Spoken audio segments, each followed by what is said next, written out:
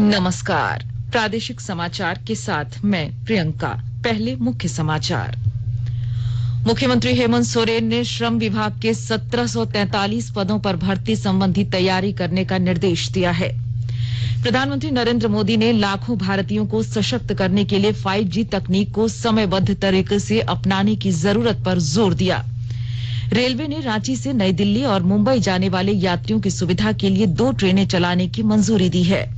और राज्य की महिलाओं की सुरक्षा के लिए डायन बिसाही प्रथा के उन्मूलन के लिए व्यापक स्तर पर जागरूकता अभियान चलाया जाएगा। अब समाचार विस्तार से। कोविड-19 महामारी के खिलाफ देश एकजुट होकर लड़ रहा है। आप भी हमारे साथ सुरक्षा और बचाव के 3 आसान एहतियाती उपायों का संकल्प लें। मास्क पहनें, 2 गज की दूरी है जरूरी, सुरक्षित दूरी बनाए रखें, हाथ और मुंह साफ रखें। मुख्यमंत्री हेमंत सोरेन ने श्रम विभाग में रिक्त पड़े 1743 पदों पर भर्ती संबंधी तैयारी करने का निर्देश दिया है। मुख्यमंत्री ने कल श्रम नियोजन प्रशिक्षण एवं कौशल विभाग की समीक्षा के बाद यह निर्देश जारी किया। मुख्यमंत्री ने झारखंड को श्रमिक प्रधान राज्य के रूप में मिली पहचान से बाहर निकालने का टास्क अधिकारियों को दिया। उन्होंने कहा कि राज्य में चल रहे उद्योगों के प्रबंधकों से बात कर प्रशिक्षित नौजवानों के समायोजन की दिशा में काम करें। उन्होंने कहा कि राज्य में 5 लाख से अधिक प्रवासी श्रमिक पंजीकृत हैं। मुख्यमंत्री ने सभी श्रमिकों का निबंधन करते हुए उनके कल्याण का निर्देश तैयार करने को कहा। श्रमिकों के पलायन की स्थिति सही जानकारी के लिए टोल फ्री नंबर जारी करने का भी निर्देश दिया। सीएम ने बैठक में असंगठित कर्मकार सामाजिक सुरक्षा योजना, चिकित्सा सहायता योजना और असंगठित कर्मकार बीमा योजना आदि पर भी चर्चा की। श्रम मंत्री सत्यानंद भोक्ता ने कहा कि राज्य के मजदूरों को निबंधन कराने के लिए कोई भी शुल्क नहीं लगेगा। इससे पहले 110 रुपए निबंधन शुल्क लिया जाता था। झारखंड सरकार किसानों की सुविधा के लिए विधेयक लाएगी। इसमें न्यूनतम समर्थन मूल्य की गारंटी होगी। इसके साथ ही कॉन्ट्रैक्ट फार्मिंग पर नकेल कसने के लिए भी प्रावधान किए जाएंगे। कृषि विभाग इसके लिए प्रस्ताव तैयार कर रहा है। इस प्रस्ताव में यह भी प्रावधान किया जाएगा कि अगर कोई कंपनी, व्यक्ति या कॉरपोरेट हाउस किसी किसान से न्यूनतम समर्थन मूल्य से कम कीमत पर फसल खरीदेगा तो कम से कम 3 साल की सजा दी जाएगी। राज्य सरकार जो प्रस्ताव तैयार कर रही है उसे पहले विधानसभा में विधेयक के रूप में पेश किया जाएगा। राज्य के कृषि मंत्री बादल पत्रलेख ने कहा है कि झारखंड सरकार किसानों के लिए विधेयक लाने की तैयारी कर रही है। इसमें किसानों को न्यूनतम समर्थन मूल्य की गारंटी भी दी जाएगी। प्रधानमंत्री नरेंद्र मोदी ने कहा है कि देश की डिजिटल क्षमता अपार है। उन्होंने कहा कि कोविड महामारी के दौरान मोबाइल प्रौद्योगिकी के माध्यम से समाज के गरीब और कमजोर वर्गों को मदद प्रदान की गई। उन्होंने कहा कि भारत मोबाइल तकनीक की मदद से दुनिया का सबसे बड़ा कोविड टीकाकरण अभियान शुरू करेगा। इंडिया मोबाइल कांग्रेस के 4थे संस्करण में श्री मोदी ने कहा कि मोबाइल तकनीक की मदद से लाखों भारतीयों को करोड़ों डॉलर का लाभ हुआ है। उन्होंने कहा कि इस तकनीक की मदद से करोड़ों नकदी रहित लेन देन संभव हुए। इस अवसर पर प्रधानमंत्री ने भारत को दूर संचार उपकरणों के डिजाइन और उत्पादन का वैश्विक केंद्र बनाने का आह्वान किया। उन्होंने 5G प्रणाली को समयबद्ध तरीके से हासिल करने के लिए सभी से मिलकर काम करने का आग्रह किया। प्रधानमंत्री ने कहा कि भारत ने मोबाइल फोन के उत्पादन में बड़ी सफलता हासिल की है और देश इसके एक मुख्य केंद्र के रूप में उभर रहा है। उन्होंने कहा कि उत्पादन से जुड़ी प्रोत्साहन योजना से दूर संचार क्षेत्र को प्रोत्साहन मिलेगा। प्रधानमंत्री ने कहा कि सरकार अगले 3 वर्षों में हर गांव में high speed fibre optic cable connectivity प्रदान करने की दिशा में काम कर रही है। उन्होंने मोबाइल और इंटरनेट संपर्क के क्षेत्र में प्रगति की सराहना की। राज्य में पिछले 24 घंटों के दौरान 182 कोरोना पॉजिटिव मरीज मिले हैं, जबकि कोरोना से किसी भी व्यक्ति की मौत नहीं हुई है। वहीं इलाज के बाद कोरोना संक्रमण से 188 मरीज ठीक हुए हैं। स्वास्थ्य विभाग के अनुसार रांची से 67, पूर्वी सिंहभूम से 19, धनबाद से 15, बोकारो और देवघर से 14, लोहरदगा से 7, गढ़वा, कोडरमा, पलामू, रामगढ़, सरायकेला, पश्चिमी सिंहभूम और लातेहार से 5, हजारीबाग से 3, दुमका से 2 मरीज मिले हैं। वहीं गोड्डा, गुमला, खूंटी, साहिबगंज से 1 मरीज मिले हैं। राज्य में कुल संक्रमितों का आंकड़ा अब 1,10,639 हो गया है। इनमें 1,753 सक्रिय मामले हैं, जबकि 1,07,898 मरीज ठीक हो गए हैं। अब तक राज्य में कोरोना से 988 लोगों की मौत हुई है। वहीं झारखंड में कोरोना की रिकवरी रेट 97.52% है। भारत ने कोविड के खिलाफ अपनी लड़ाई में एक महत्वपूर्ण उपलब्धि हासिल की है। सक्रिय कोरोना मामलों की संख्या में लगातार गिरावट के साथ कल देश में सक्रिय मामलों का प्रतिशत 4 से भी नीचे चला गया है। लगभग 3,83,000 सक्रिय मामलों के साथ यह प्रतिशत 3.96 हो गया है। एक महीने से अधिक समय तक संक्रमण की प्रतिदिन संख्या 50,000 से कम रह गई है। 91 लाख से अधिक लोग संक्रमण मुक्त हुए हैं, जो अब तक संक्रमित हुए लोगों का 94.59% है। पिछले 24 घंटों में 39,000 से अधिक लोग कोरोना से ठीक हुए। लगातार 11वें दिन नए संक्रमित मामलों की संख्या ठीक होने वालों की संख्या से कम रही। स्वास्थ्य मंत्रालय ने बताया है कि 27 राज्यों और केंद्र शासित प्रदेशों में इस समय 15,000 से कम सक्रिय मामले हैं। कोविड से मरने वालों की दर 1.45% रह गई है। पिछले 24 घंटे में संक्रमण से 385 लोगों की मृत्यु हुई। पिछले 24 घंटों में देश में 10,26,000 से अधिक कोविड की जांच की गई। इसके साथ ही अब तक लगभग 14,88,00,000 कोविड नमूनों की जांच हो चुकी है। देश की जांच क्षमता प्रतिदिन 15 लाख हो गई है। आकाशवाणी के ताजा तरीन समाचारों के लिए आप हमारी वेबसाइट newsonair.com पर लॉग ऑन कर सकते हैं। ताजा समाचार Twitter handle @AIR news alerts और Facebook page All India Radio News पर भी उपलब्ध है। आप प्रादेशिक समाचार एकांश के ट्विटर हैंडल @AIR news_रांची और Facebook page AIR news Ranchi के अलावा YouTube channel regional news unit Ranchi पर भी हमारे बुलेटिन सुन सकते हैं। प्रादेशिक समाचार आप आकाशवाणी रांची से सुन रहे हैं और अब पेश है कोरोना से बचाव के कुछ संदेश।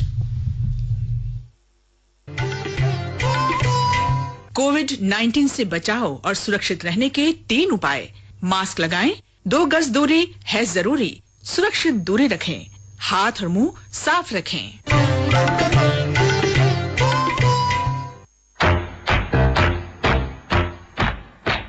चलो मिलकर एक शुरुआत करें, चलो एक फैसला आज करें।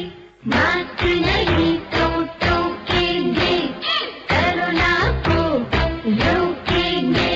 चलो एक वादा करते हैं, चलो कुछ वादा करते हैं। मास्क नहीं तो टोकेंगे, कोरोना को रोकेंगे। भारत सरकार द्वारा जनहित में जारी।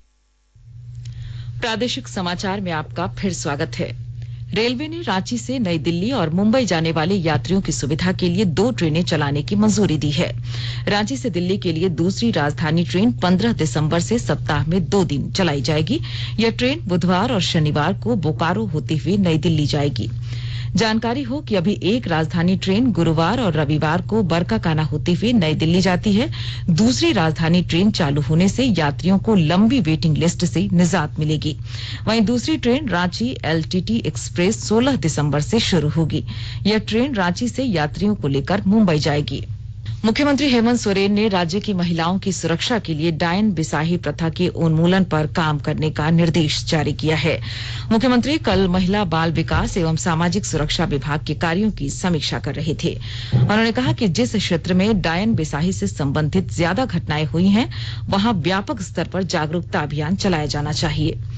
डायन प्रथा उन्मूलन के लिए सेमिनार तथा अन्य माध्यमों से लोगों को जागरूक करने की जरूरत है। मुख्यमंत्री ने कहा कि राज्य को हर हाल में कुपोषण मुक्त बनाया जाएगा। सूबे के आंगनबाड़ी केंद्रों में बच्चों के लिए गुणवत्तापूर्ण पौष्टिक आहार उपलब्ध होगा। बच्चों के शारीरिक और मानसिक विकास के लिए संचालित सभी योजनाओं को प्रतिबद्धता के साथ लागू किया जाएगा। आंगनबाड़ी केंद्रों में पूरक पोषाहार कार्यक्रम के तहत बच्चों को अंडा खिलाने का भी निर्देश दिया गया है। मुख्यमंत्री ने कहा कि बच्चे राज्य और देश का भविष्य होते हैं। बच्चों को कुपोषण से बचाना राज्य सरकार की प्राथमिकता होती है। मुख्यमंत्री ने प्रधानमंत्री मातृ वंदना योजना का लाभ आम महिलाओं को भी उपलब्ध कराने का लक्ष्य विभाग के अधिकारियों को दिया।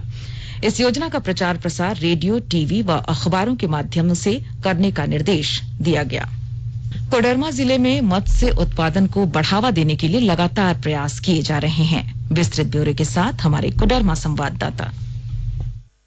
विभाग की ओर से तिलैया डैम जलाशय में मत्स्य उत्पादकों के लिए मत्स्य केज का निर्माण किया गया है। वहीं मत्स्य बीज के संचयन को लेकर भी इन दिनों जोर दिया जा रहा है। जिला मत्स्य पदाधिकारी उमेश चंद्र प्रसाद ने बताया कि वित्तीय वर्ष 2020-2021 में तिलैया डैम जलाशय में 20,50,000 मत्स्य बीज संचयन करने का लक्ष्य निर्धारित किया गया है। इसके लिए 41 मत्स्य बीज उत्पादकों का चयन किया गया है। चयनित मत्स्य बीज उत्पादकों में 15 लोगों के द्वारा सोमवार को तिलैया डैम जलाशय में 8,96,400 मत्स्य बीज का संचयन किया गया। गजेंद्र बिहारी सिन्हा, आकाशवाणी समाचार, कोडरमा।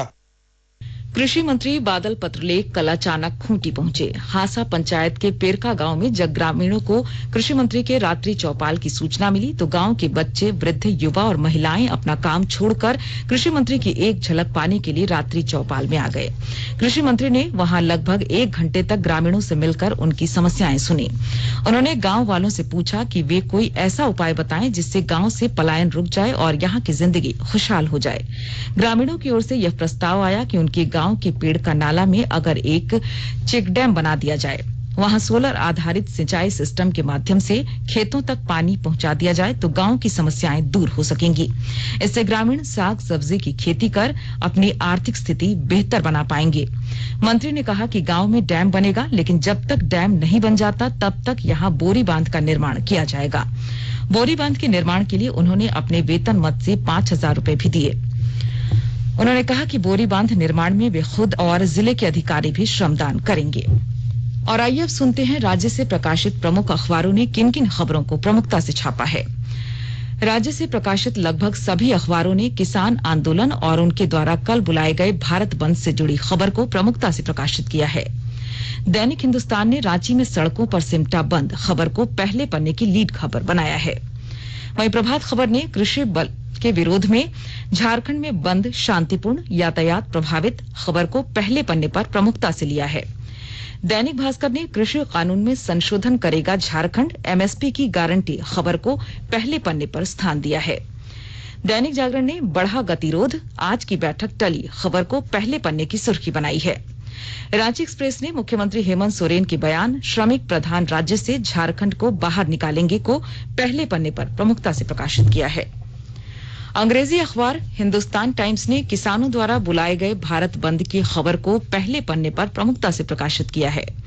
वहीं द टाइम्स ऑफ इंडिया ने किसानों का भारत बंद शांतिपूर्ण रहने की खबर को पहले पन्ने पर जगह दी है। और अब अंत में मुख्य समाचार एक बार फिर।